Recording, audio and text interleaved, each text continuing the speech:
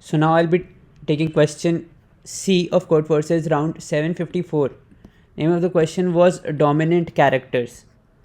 So in the given question we are given a string and we need to find the smallest substring of length at least 2 which satisfies the given two conditions.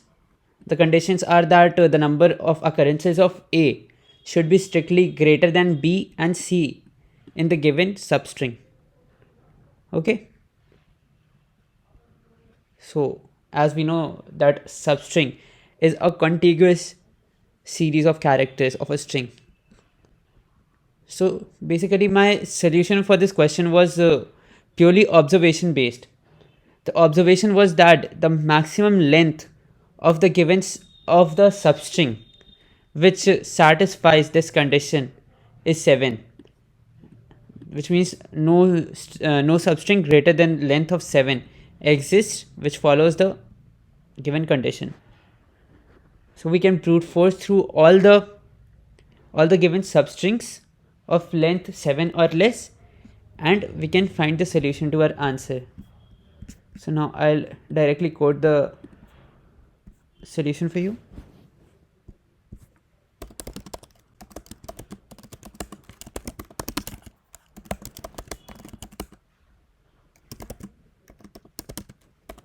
Now we'll loop through all the indices.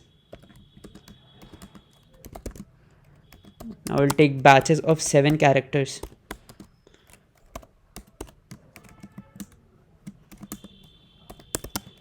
We'll take up 3 different variables to store the number of occurrences of A, B and C in the given substrings.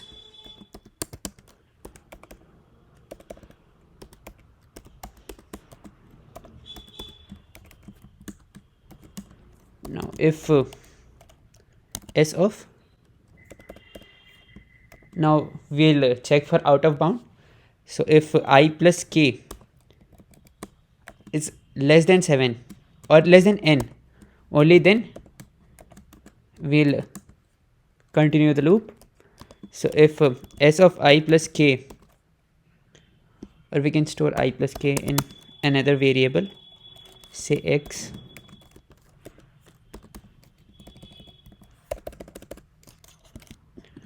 now if S of X is equals to A, so we'll update CA. If it is B, we'll update CB, and if it is C, we'll update CC.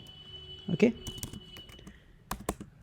now since the substring cannot be of length 1, so we'll check if CA is greater than 1 and CA is greater than CB and CC is greater than CA is greater than CC. In this case we'll take a variable to print the output in which we'll store int max initially. Now out is equals to minimum of out and the length of the substring. So length of the substring will be k minus j plus 1. Okay, yeah. So if we do not find any substring which follows our condition, in that case out will remain equal to int max. In this case we'll print, what we need to print is -1. So in this case we'll print -1. In the other case we'll print out, which is the length of the smallest substring which follows the condition.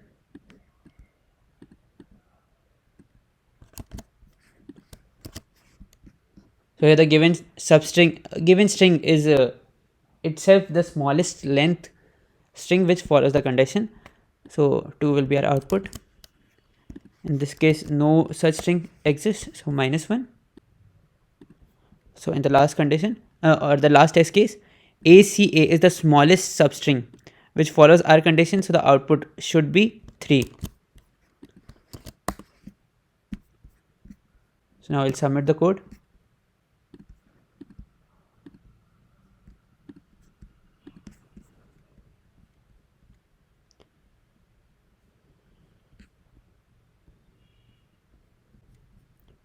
Okay, so the code is accepted.